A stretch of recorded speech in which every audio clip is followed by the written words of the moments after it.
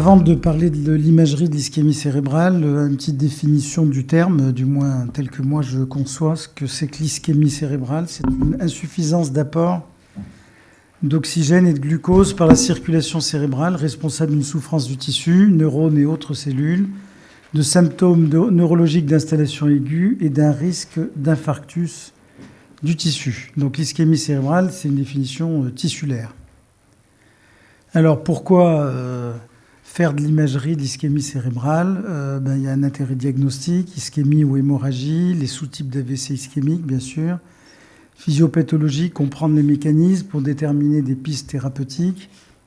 Un intérêt pronostic, du point de vue du patient, risque de décès, de récupération, etc.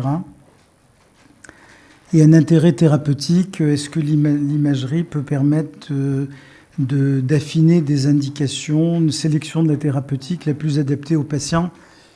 Et ça, comme vous le verrez rapidement, parce que j'ai pas beaucoup de temps, c'est peut-être une des choses les plus utiles aujourd'hui de l'imagerie. C'est que, contrairement aux anciennes idées qu'il fallait un seul traitement, le même pour tous les patients ayant un AVC ischémique, on s'aperçoit aujourd'hui, on le sait, qu'il y a des différents types de patients pour différents types de traitements pour différents types de patients. Alors, j'ai préparer une présentation un petit peu chronologique, comme ça vous facilite la compréhension.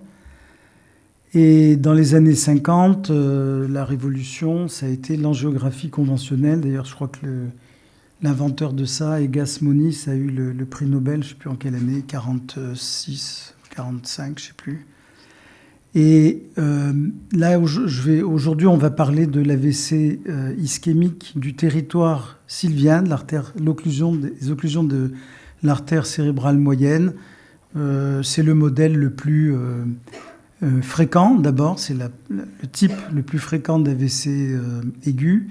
Et c'est aussi le type d'AVC pour lequel la compréhension physiopathologique est la plus précise.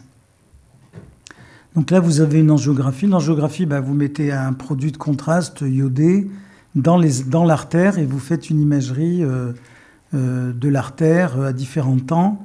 Et là, vous avez la carotide qui se termine à l'intérieur du crâne en cérébrale antérieure et cérébrale moyenne.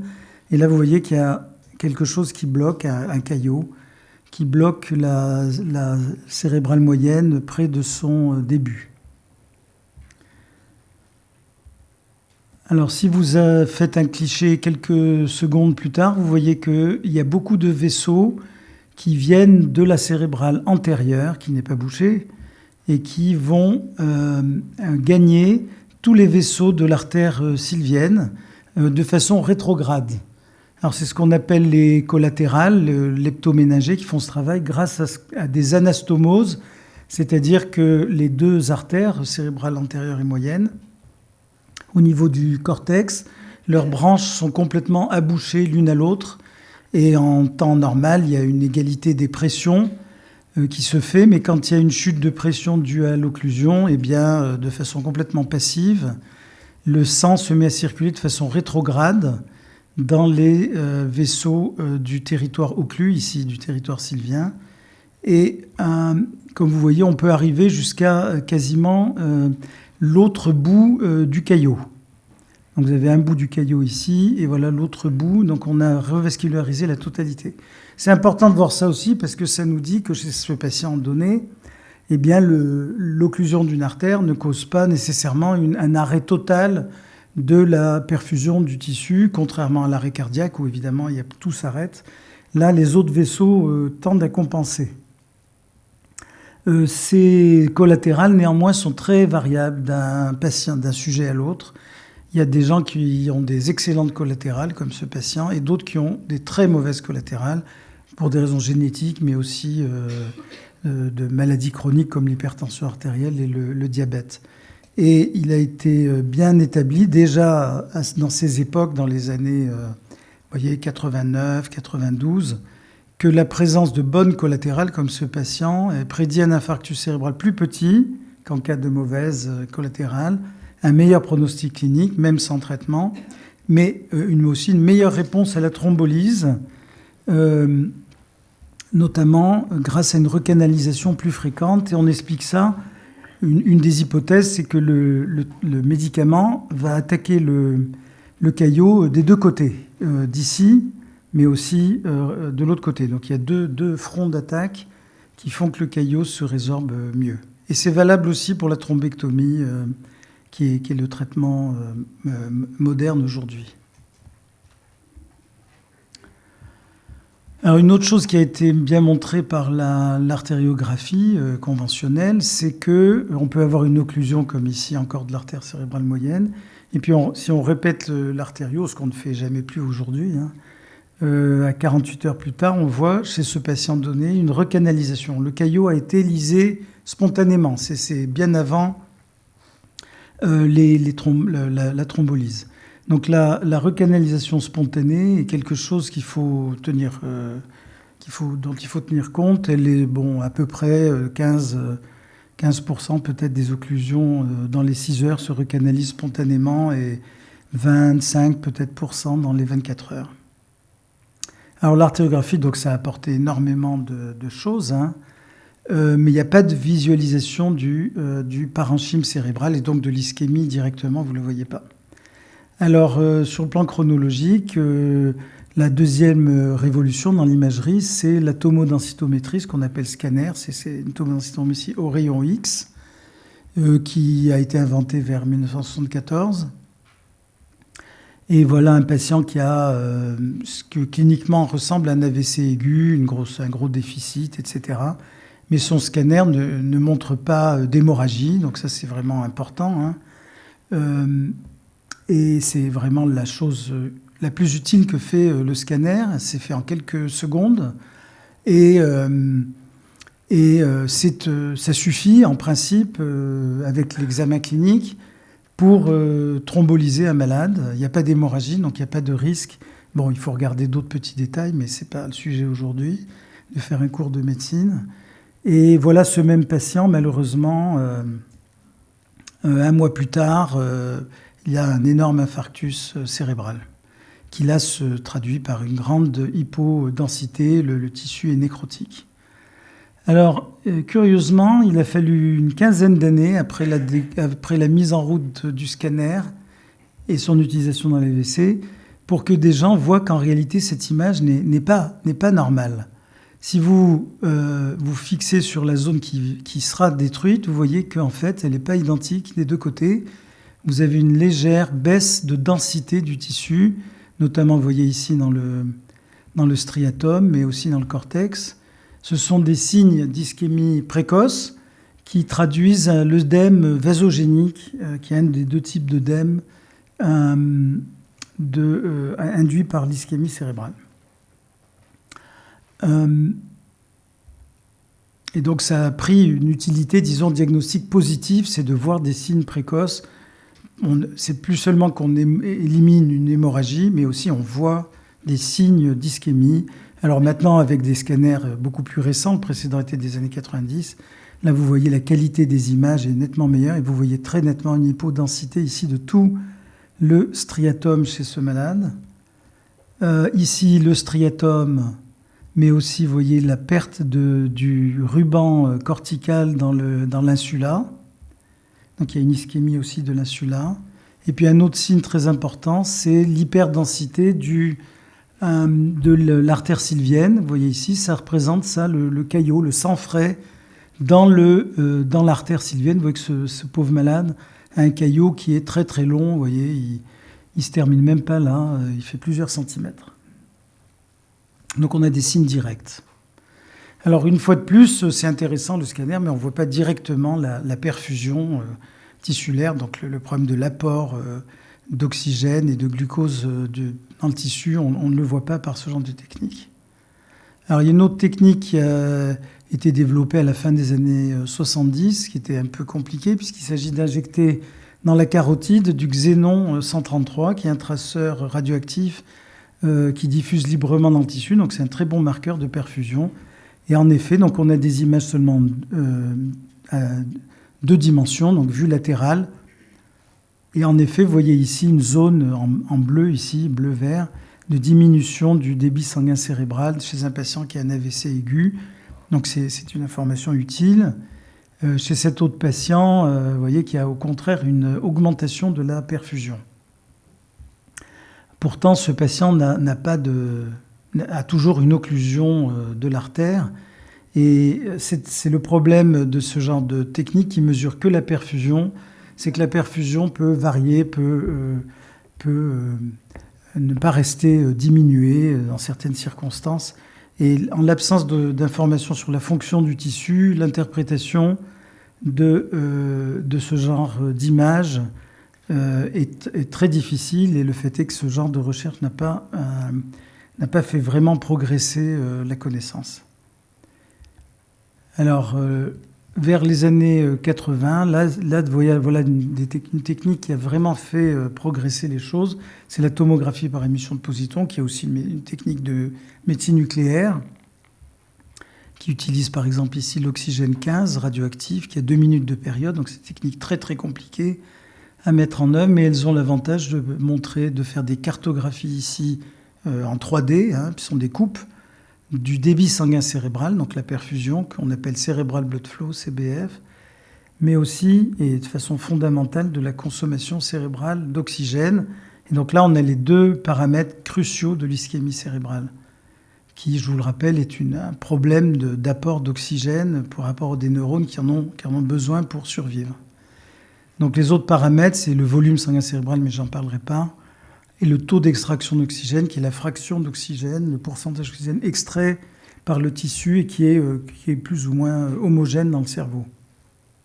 Donc c'est une technique quantitative qui mesure tous ces paramètres de façon absolue physiologique, des variables physiologiques quantitatives. Alors dans l'AVC sylvien aigu, une bonne partie des patients présentent ce type de profil, c'est-à-dire qu'il y a une très forte diminution ici en bleu de la perfusion dans tout le tissu de l'artère sylvienne. Mais vous voyez, curieusement, la consommation d'oxygène par rapport à l'autre côté est un peu diminuée, mais pas beaucoup. C'est sûrement suffisamment diminué pour donner des symptômes, mais voilà un tissu qui a l'air de consommer de l'oxygène malgré une diminution forte de l'apport d'oxygène. Et ceci se traduit par une augmentation massive du taux d'extraction d'oxygène qui normalement, là, vous voyez, dans l'hémisphère sain est autour de 35-40%, et là peut monter jusqu'à 100%, c'est-à-dire tout l'oxygène qui se présente, le peu d'oxygène qui se présente, est capté par les neurones. Donc ce sont des neurones qui sont très avides d'oxygène et donc probablement viables. Donc ce type de profil fait penser à ce qu'on appelle la pénombre ischémique cérébrale, dont Jean-Louis Mas vous a brièvement parlé ce matin, c'est-à-dire un tissu qui est sévèrement ischémique, qui ne fonctionne plus, qui cause des symptômes, mais qui est encore viable, et ça concorde avec le concept de pénombre ischémique développé dans la fin des années 70 chez l'animal par Simon et collègues à Londres, qui est qu'il existe bien une zone de tissu, une zone de perfusion dans laquelle le tissu est sévèrement dysfonctionnant. Les neurones ne fonctionnent plus, mais ils ne sont pas morts. Et si on restaure la perfusion rapidement, ce tissu revit et surtout ne s'infarcit pas. Donc on peut dire que ce profil-là de diminution marquée de perfusion et avec une consommation d'oxygène relativement préservée par rapport à la diminution de perfusion et une augmentation du taux d'extraction d'oxygène est une représentation visuelle avec cette technique de la pénombre ischémique cérébrale. Encore faut-il le démontrer. On va y venir. Alors, vous voyez autre chose qui est intéressant, c'est qu'il y a une zone ici où la perfusion est aussi sévèrement diminuée, mais là, la consommation d'oxygène, c'est dans le noyau codé ici, est proche de zéro. Là, on pense à un tissu qui est irrémédiablement lésé, un foyer ischémique en anglais qu'on appelle le corps. Donc il y a eu beaucoup de travaux qui ont suivi ces premières observations pour démontrer que ce tissu était bien de la pénombre et du corps, et que cette technique permettait de les voir, et surtout que ces deux types de tissus existaient bien chez l'homme comme chez l'animal. Alors les critères, ce sont des critères opérationnels, mais évidents, hein. Le volume de pénombre est corrélé au déficit neurologique. Plus il y a de pénombre, plus le malade est atteint.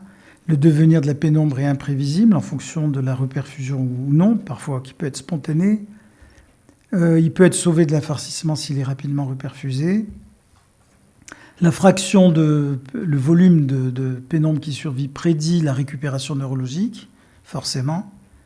Et les seuils de perfusion étaient bien déterminés. Donc tous ces critères ont été remplis par la tomographie à positons, et c'était vraiment la première technique qui démontrait l'existence de la pénombre chez l'homme, ce qui a permis, ou qui a poussé, si vous voulez, à faire des essais thérapeutiques visant à sauver la pénombre. Donc c'est vraiment la cible thérapeutique, la pénombre, hein, visant à sauver la pénombre en reperfusant le plus vite possible. Et c'est bien là le concept en anglais « time is brain », c'est-à-dire que chaque minute qui passe, on perd un petit peu de pénombre. Donc on a intérêt à agir le plus vite possible. Alors, le foyer ischémique, le corps, c'est un tissu irrémédiablement détruit, et ça on le montre parce que son volume au stade aigu, dans les premières heures de l'AVC, est corrélé au déficit neurologique aigu. Donc les deux, pénombre plus corps, expliquent le déficit neurologique. Il prédit le volume d'infarctus minimum, disons, puisque la pénombre peut aussi s'infarcir, et le déficit neurologique final. Son évolution spontanée, c'est une extension dans la pénombre. Alors ça, pour l'évolution spontanée, le mieux, c'est de faire des études longitudinales. Et chez l'homme, évidemment, c'est très compliqué à faire pour des raisons éthiques, hein. Et ça a été fait, donc c'est des travaux qu'on a fait à Caen il y a très longtemps, où chez l'animal, on fait une occlusion de l'artère sylvienne. Vous voyez, ça c'est avant l'occlusion. Quelques minutes, 1 heure après l'occlusion, vous avez la baisse de perfusion, la consommation d'oxygène relativement préservée, l'augmentation de taux d'extraction d'oxygène, donc comme chez l'homme, une visualisation de la pénombre. Et puis, comme vous le voyez, avec le temps, la perfusion reste basse, mais vous voyez que la zone ici de diminution de consommation d'oxygène, qui était très petite, s'étend, devient de plus en plus profonde avec le temps, sur des heures et des heures, pour devenir très étendue et couvrir tout le territoire sylvien. Alors au contraire, si on fait une recanalisation, si on réouvre l'artère sylvienne, par exemple ici à 6 heures, on arrête cette évolution d'un coup. Et en effet, dans ce travail, chez ces animaux reperfusés à 6 heures, il y avait une diminution considérable du volume final d'infarctus par rapport aux occlusions permanentes. Et donc, si on veut représenter ça sous forme de dessin animé, donc vous avez à un moment donné, vous faites votre imagerie chez l'homme, hein, et vous avez déjà une zone de tissu déjà irrémédiablement lésée, le corps, et puis une zone de tissu potentiellement sauvable. Si vous ne faites rien, si vous ne reperfusez pas, eh bien, tout ça devient du corps, la pénombre meurt, et vous avez un infarctus étendu. Par contre, si vous reperfusez, eh bien, vous avez gagné toute la pénombre. Vous avez un infarctus, oui, mais il est beaucoup plus petit. Et donc, vous avez sauvé de la pénombre d'infarcissement, et ceci explique, bien sûr, la récupération neurologique précoce. Alors, il y a eu une étude en Allemagne, là, une étude un peu héroïque, où ils ont fait du PET scan de perfusion à pas de consommation d'oxygène, avant et après thrombolyse. Vous avez un exemple ici, grosse ischémie dans tout le territoire sylvien. Et puis après thrombolyse, ce malade a eu de la chance, il a reperfusé. Oui, tout son tissu s'est bien reperfusé, et son IRM, un mois plus tard, ne montre pas d'infarctus. Et en fait, vous avez une corrélation excellente, pas parfaite, mais excellente, entre le volume de tissu pénombral sauvé et l'amélioration neurologique à 1 mois. Donc c'est bien ça la cible thérapeutique, et ce genre de travail vous montre exactement ce que nous devons faire en clinique, c'est sauver la pénombre le plus vite possible. Alors, un élément fondamental, c'est chez l'homme, quelle est la durée de vie de la pénombre. Et ces travaux, notamment les nôtres quand j'étais à Caen, ont montré que chez certains patients, pas chez tous, une fraction, une pénombre étendue est encore présente 16 heures après le début clinique. Ça peut s'expliquer, je peux répondre aux questions, c'est un peu compliqué, mais je peux l'expliquer sur un plan physiologique. Vous avez ici la fréquence de cette pénombre, de ce profil de pénombre étendue en fonction du temps, par rapport à nos travaux et à d'autres travaux. Vous voyez qu'à 9 heures, vous avez encore à peu près 20% des patients qui ont une pénombre étendue. Et ces patients devraient pouvoir bénéficier d'un traitement. Alors peut-être pas forcément de la recanalisation, parce que ça peut être dangereux si c'est trop tard. Mais il y a une cible thérapeutique chez ces patients-là, à condition de les identifier par les bonnes méthodes, les bons examens, notamment l'imagerie. Alors la pénombre est-elle présente chez tous les AVC sylviens aigus au moment de l'examen TEB? Eh bien non. En effet, certains patients, dès les premières heures, dès 2 heures, 3 heures après l'AVC, ont déjà un corps étendu. Vous voyez une baisse massive de la consommation d'oxygène dans tout le territoire sylvien. Il est clair que ces patients ne peuvent pas bénéficier d'un traitement de thrombolyse puisqu'il n'y a plus de tissu à sauver. Et en plus, ce tissu peut saigner terriblement et vous risquez de tuer le malade. Donc c'est un très bon prédicteur de mauvaise réponse clinique à la thrombolyse et d'hémorragie symptomatique, mais aussi d'œdème malin. Ce corps étendu. Donc c'est le deuxième profil. Troisième profil, c'est des patients qui n'ont pas de diminution de perfusion. En fait, ils ont une augmentation de perfusion. Ils ont déjà reperfusé spontanément. Au moment où vous les voyez, ils ont déjà reperfusé et ils ont sauvé spontanément leur pénombre. Vous voyez que la consommation d'oxygène n'est pas affectée. Ce sont des patients qui, en général, n'ont pas d'infarctus ou un infarctus minuscule plus tard. Et ce profil est un excellent prédicteur de très bonne récupération spontanée. Donc vous avez 3 types de profils, en gros, pour être simple, qui pourraient permettre de sélectionner les patients pour les essais thérapeutiques, peut-être même pour les traitements standards. Si vous avez un corps étendu, pas de thrombolyse, peut-être une craniectomie précoce. Si vous avez une reperfusion spontanée, ce n'est pas la peine de faire de la thrombolyse puisqu'ils ont déjà recanalisé spontanément. Et s'ils ont une pénombre étendue, ce sont des clients pour la thrombolyse ou la thrombectomie. Alors le problème, c'est quelle modalité en pratique clinique. On passe donc à la pratique, là c'est l'IRM, on verra le scanner après. Il y a des protocoles rapides, en 5-6 minutes, vous avez la diffusion, l'angiographie et le T2 étoile pour voir le saignement et la perfusion. Donc il y a des centres qui le font systématiquement, comme nous à Sainte-Anne. Ça vous permet par l'angiographie de voir des occlusions. Ici, une occlusion à la fois de l'artère carotide et de la sylvienne. Ici, une occlusion distale de l'artère sylvienne. Ici, vous avez un autre en T2 étoile où vous pouvez voir directement le caillot dans l'artère sylvienne. L'imagerie de diffusion montre une restriction de diffusion qui est le deuxième type d'œdème ischémique, qui est l'œdème cytotoxique, beaucoup plus précoce, qui représente une ischémie sévère. Et en soi, c'est déjà une imagerie un peu fonctionnelle qu'on a là, grâce à l'imagerie de diffusion. On voit l'ischémie sévère qui est visible, par exemple là, dans le territoire profond, chez ce malade, c'est cortical. Mais c'est très utile aussi pour le diagnostic de type d'infarctus. Par exemple, là, vous avez un patient qui a un gros déficit neurologique et pourtant, son infarctus est tout petit, mais c'est une lacune, comme en a parlé Hugues Chabria, mais qui est localisée dans un endroit très stratégique qui donne des symptômes sévères.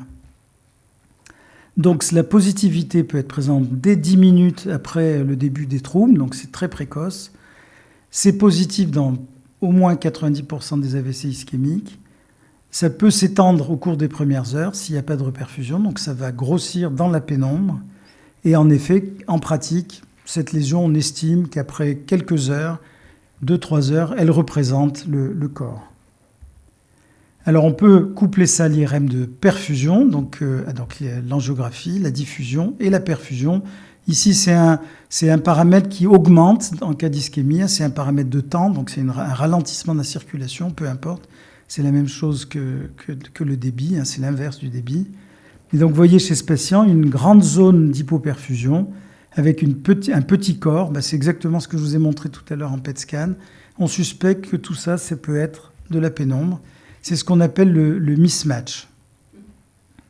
Et ce mismatch, est-ce qu'il représente vraiment la pénombre, c'est-à-dire le tissu qui, sans traitement, va évoluer vers la nécrose? Vous avez là une visualisation du tissu que vous voulez sauver tout de suite. Et oui, il n'y a pas de doute que ça peut représenter la pénombre à condition d'être un petit peu rigoureux dans les méthodes. Là, vous avez ce même patient qu'on vient de voir. Il a de la thrombolyse, coup de chance, il recanalise. Vous voyez qu'il n'a plus d'hypoperfusion et son infarctus ne s'est pas étendu. Par contre, ce patient n'a pas de thrombolyse, ne recanalise pas, comme vous voyez, et malheureusement, il a aussi de la pénombre ici. Malheureusement, toute sa pénombre s'infarcit. Donc il y a eu beaucoup de travaux. On peut dire aujourd'hui que le mismatch représente bien la pénombre à condition d'être strict sur les critères. La quantification de ça, j'ai pas le temps. Et ça a été validé au moyen de la tomographie à positons. Alors, et vous pouvez montrer en diffusion-perfusion les trois profils qu'on a vus tout à l'heure en PET scan. Donc la pénombre étendue sans corps étendu. Donc c'est ce qu'on appelle aujourd'hui le target mismatch, c'est-à-dire le mismatch qu'on veut soigner.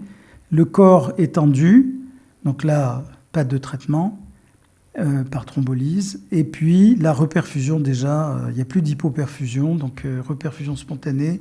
Là aussi, ça n'est pas de la thrombolyse qui serait le meilleur traitement. Alors le scanner, c'est plus récent. L'IRM, c'est dès les années 95 à peu près. Le scanner de perfusion s'est développé dans les années 2000.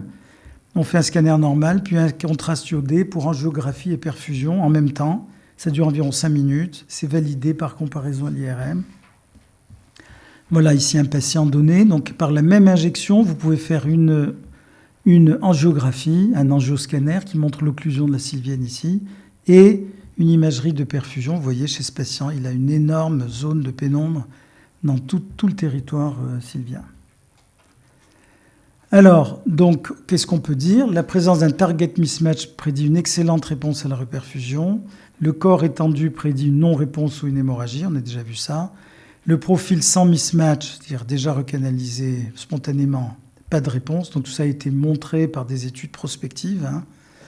L'utilité en clinique quotidienne, par contre, de faire de l'imagerie de perfusion dans les 4h30 de l'indication de la thrombolyse IV, c'est pas prouvé du tout. Et au-delà, c'est accepté, on peut le faire, on a le droit de le faire, mais c'est pas prouvé de façon par des études randomisées. Pas encore.